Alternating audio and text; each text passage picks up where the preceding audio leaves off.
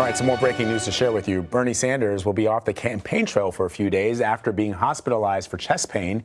The Sanders campaign says the Vermont senator experienced chest pain during an event Tuesday evening and had 2 stents put in to clear a blockage in one of his arteries. A statement from the campaign says Sanders is, quote, conversing and in good spirits. The campaign also says they are canceling his events and appearances. We're going to have Caitlin Huey-Burns on very soon to talk about all this. She is covering Bernie Sanders and his campaign for 2020.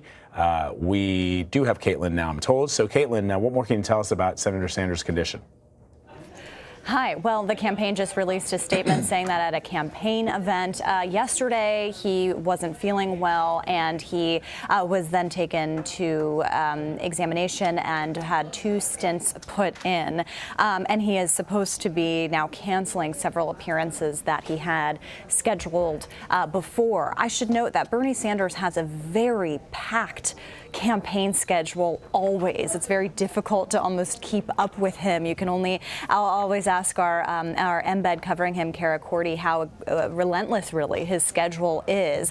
He was supposed to be, for example, in Nevada today, speaking at a gun forum that several other candidates are speaking at, and as well as campaigning at several other places there. And then over the next 2 days, he was supposed to be going to California to hold a variety of different campaign events as well. So the campaign says that those events have been suspended for now as the senator recovers, and they also say that he is talking and in good spirits, according to his campaign advisor, Jeff Weaver. Oh, that's good news. We certainly wish him well. Let me ask you, Caitlin, while I have you here, as we look at pictures of Senator Sanders on the campaign trail, the reporting of dollars raised over the last quarter have come out, and Senator Sanders did exceedingly well.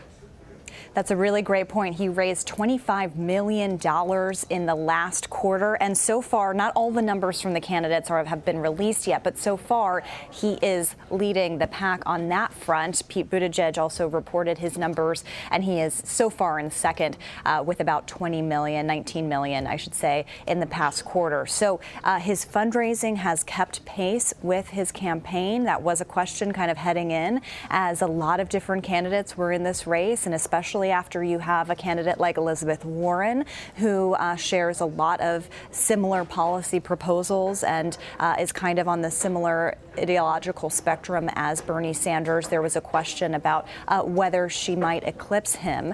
And so his expected absence from the campaign trail over the next few days could raise some questions about, we see Elizabeth Warren rising in the polls, rising above Bernie Sanders in some of these early states, especially a state like New Hampshire, which he won in the primary last time around. What kind of impact does that have on his campaign? But the campaign says he is in good spirits and expects a good recovery. You know, Caitlin, I'm not a politics reporter. It's not my beat. And I'm always curious when you see numbers like that come out and they say, well, Senator Sanders raised $25 million and Pete Buttigieg raised 19 point something dollars. And they say, well, it's a little softer than the Buttigieg camp had expected. And I'm sitting here thinking $19.5 million is still a lot of money.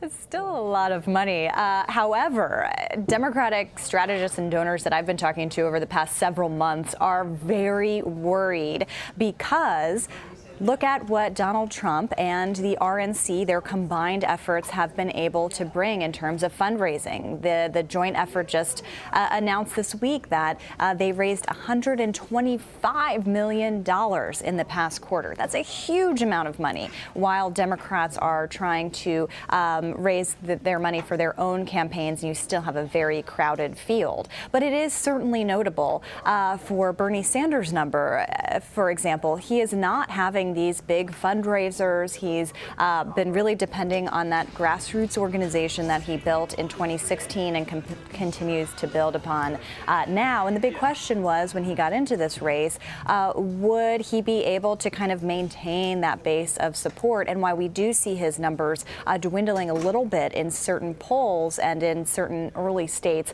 his fundraising certainly shows that he will be in this for the long run. And the mechanism for that fundraising, you point out the Trump campaign has raised that $125 million. The mechanism for raising funds is very different, right? Bernie Sanders is grassroots. These are people that are usually contributing very low amounts versus, I'm guessing, and I'll wait for you to confirm, the sort of the big machine that is behind President Trump and his re-election efforts, the big GOP machine. Right. Bernie Sanders and Elizabeth Warren have said that they are not doing these big fundraisers, that they are going to really depend on the grassroots small dollar donations coming in. And they have certainly emphasized that. And there's been a real appetite among the Democratic Party base voters for that kind of campaigning. The Trump campaign, we should note, early on joined forces with the RNC. It helps to, combine the infrastructure, to combine the resources, and the president does hold big fundraisers. He goes to places and holds fundraisers.